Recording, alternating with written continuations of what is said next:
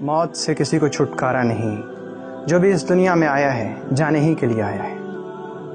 اس دنیا میں آنے کی ترتیب تو ہے مگر جانے کی ترتیب نہیں۔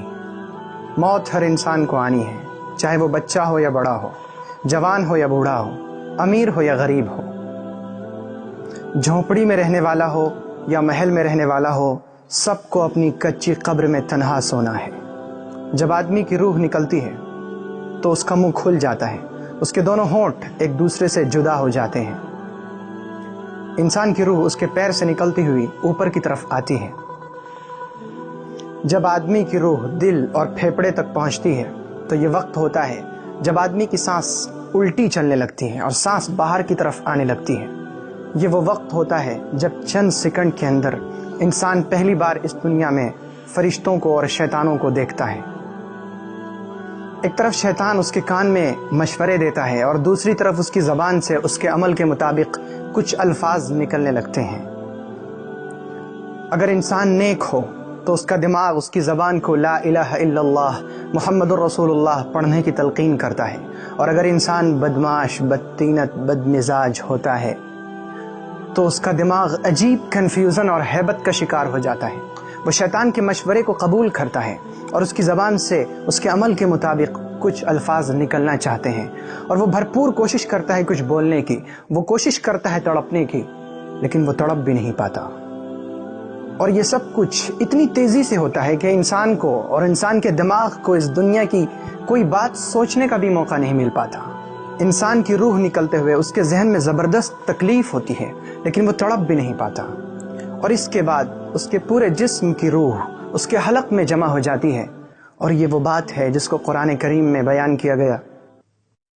فَلَوْلَا إِذَا بَلَغَتِ الْحُلْقُومَ وَأَنْتُمْ حِينَئِذٍ تَنظُرُونَ وَنَحْنُ أَقْرَبُ إِلَيْهِ مِنْكُمْ وَلَكِنْ لَا تُبْصِرُونَ۔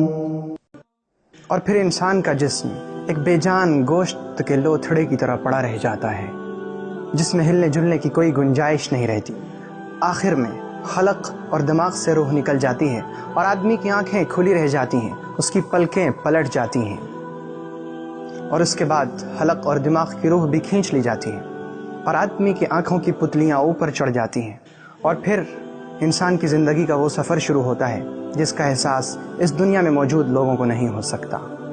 کسی کتاب میں لکھا ہے، اور عبرت کے لیے کیا ہی اچھا لکھا ہے، کہ جب انسان کی موت آتی ہے اور اسے لوگ غسل کے تختے پر لٹاتے ہیں تو ایک آواز دینے والا اسے آواز دے کر کہتا ہے، اے آدم کے بیٹے، تمہارے کان کہاں ہیں؟ آج کس چیز نے انہیں بہرا کر دیا ہے؟ آج تمہاری آنکھیں کہاں ہیں؟ کس چیز نے انہیں اندھا کر دیا ہے؟ آج تمہاری صاف ستھری زبان کہاں ہے؟ کس چیز نے انہیں گونگا کر دیا ہے؟ تمہاری بہترین اور عمدہ خوشبو کہاں ہے؟ کس چیز نے انہیں بدل دیا ہے؟ تمہاری دولت کہاں ہے؟ کس چیز نے تمہیں دوسروں کا محتاج بنا دیا ہے؟ پھر جب اس کی لاش قبر میں رکھی جاتی ہے تو ایک پکارنے والا اسے پکار کر کہتا ہے، اے آدم کے بیٹے، تم نے دنیا کی دولت جمع کی تھی یا دنیا نے تمہیں اپنے چنگل میں پھنسا رکھا تھا؟ اے ابن آدم، تم نے موت کی تیاری کی تھی یا موت نے تمہیں اچانک آ پکڑا؟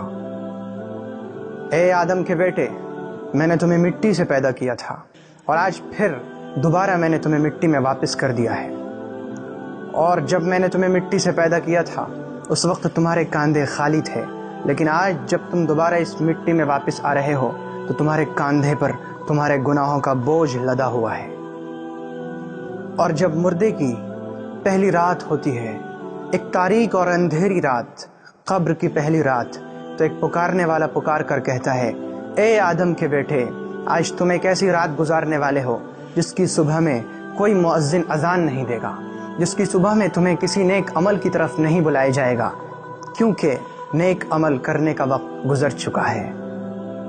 اور اس کے بعد ایک دوسری آواز آتی ہے، اے آدم کے بیٹے، آج تمہیں سب چھوڑ کر جا چکے ہیں، تمہیں سب اس مٹی میں چھپا کر اور دفنا کر جا چکے ہیں، اور اگر وہ لوگ یہاں تمہارے ساتھ رہتے بھی تو تمہیں کوئی فائدہ نہیں پہنچا سکتے۔ تو نے مال جمع کیا لیکن غیروں کے لیے، تو نے دولت جمع کی لیکن اسے آج دوسرے استعمال کر رہے ہیں۔ آج اگر تیرا عمل اچھا اور نیک ہوگا تو تیرے لیے جنت کے دروازے کھول دیے جائیں گے، اور اگر تیرا عمل برا ہوگا تو پھر یہ دہکتے ہوئے انگارے تمہارے لیے ہیں۔ میرے بھائی، یہ زندگی بڑی مختصر اور بہت چھوٹی ہے۔ کچھ پتہ نہیں کہ کب اور کہاں ہم میں سے کس کی موت آ جائے، کیونکہ اس دنیا میں آنے کی ترتیب تو ہے مگر جانے کی ترتیب نہیں۔ ہماری پوری زندگی کی کوششوں کا محور یعنی سینٹر یہ ہو کہ ہم دنیا کا کوئی بھی کام کریں مگر اس طریقے پر کہ اللہ ہم سے ناراض نہ ہو، تاکہ جب ہمارے اس دنیا سے جانے کا وقت آئے تو پھر ہمارا دماغ دنیا کی الٹی سیدھی چیزوں کے بجائے ہماری زبان کو لا الہ الا اللہ کی تلقین کرے، اور ہمیں جب اس دنیا سے رخصت ہو رہے ہوں تو ہماری زبان پر وہ کلمہ ہو جس کے بارے میں رسول اللہ صلی اللہ علیہ وسلم نے فرمایا کہ جس کا آخری کلمہ لا الہ الا اللہ محمد رسول اللہ ہوگا وہ ضرور جنت میں داخل ہوگا۔ اور اس ویڈیو کو اپنے دوستوں کو بھیجیں، کیا پتہ اس بات سے کس کی زندگی سنور جائے۔